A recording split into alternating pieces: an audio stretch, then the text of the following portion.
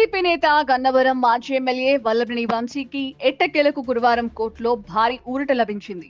అనారోగ్య కారణాలతో చికిత్స చేయించుకునేందుకు తనకు బెయిల్ మంజూరు చేయాలంటూ ఏపీ హైకోర్టులో పిటిషన్ దాఖలు చేశారు. ఈ పిటిషన్ పై గురువారం విచారణ చేపట్టిన కోర్టు వైద్య చికిత్సల నిమిత్తం జూన్ 6 వరకు వంశీకి మధ్యంతర బెయిల్ మంజూరు చేసింది.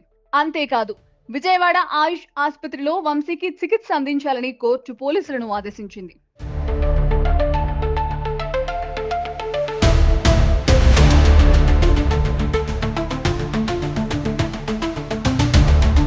గన్నవరం టీడీపీ కార్యాలయంపై దాడి, సత్యవర్ధన్ కిడ్నాప్ కేసుల్లో నిందితుడిగా ఉన్న వంశీని పోలీసులు అరెస్టు చేసి రిమాండ్కు తరలించారు. అయితే వీటన్నిటిలో వంశీకి బెయిల్ లభించింది. ఇంతలోనే నకిలీ ఇళ్ల పట్టాల వ్యవహారంలో ఆయనపై మరో కేసు నమోదవడంతో వంశీ ప్రస్తుతం జ్యుడిషియల్ రిమాండ్లో ఉన్నారు. ఈ క్రమంలోనే వైద్యం కోసం బెయిల్ ఇవ్వాలని హైకోర్టును ఆశ్రయించారు.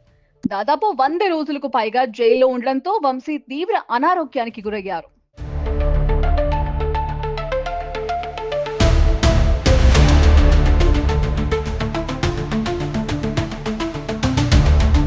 అయితే ఇన్నాళ్లుగా వల్లభనేని వంశీని వైసీపీ అధిష్టానం పట్టించుకోలేదంటూ రాజకీయ వర్గాల్లో వార్తలొచ్చాయి.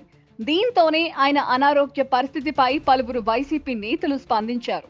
వంశీకి ఏమైనా జరిగితే కూటమి ప్రభుత్వం భారీ మూల్యం చెల్లించుకోక తప్పదని పేర్ని నాని వంటి వాళ్లు హెచ్చరించారు. ఇప్పటికే అనేక సార్లు తమపై ఉన్న అభియోగాల్ని రద్దు చేయాలని వంశీ కోర్టుని ఆశ్రయించాడు. అయినప్పటికీ వంశీకి నిరాశే మిగిలింది. దీంతో అసలు ఇన్నాళ్లుగా రాని బెయిల్ ఇప్పుడు రావడం రాజకీయ వర్గాల్లో హాట్ టాపిక్ గా మారింది.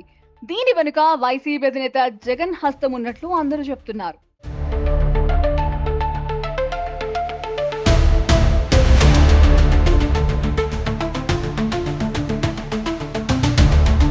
ఒకప్పుడు వల్లభనేని వంశీ గన్నవరం టైగర్ గా ఒక వెలుగు వెలిగారు. కృష్ణా జిల్లా రాజకీయాల్లోనే ఆయన కీలకంగా వ్యవహరించారు. గత వైసీపీ ప్రభుత్వంలో జగన్ ని చూసుకుని పవన్ చంద్రబాబుపై సంచలన వ్యాఖ్యలు చేశారు. ఫలితంగా కూటమి పాలనలో ఆయనపై అనేక కేసులు నమోదయ్యాయి. ఎన్నో ఇబ్బందుల అనంతరం మధ్యంతర బెయిల్ పై బయటకొచ్చిన వల్లభనేని వంశీ మళ్లీ తానేంటో చూపిస్తాడని ఆయన అభిమానులు అంటున్నారు. ఇక మధ్యంతర బెయిల్ అనంతరం వంశీ పరిస్థితి ఏంటో తెలియాలంటే కొన్ని రోజులు ఆగాల్సిందే.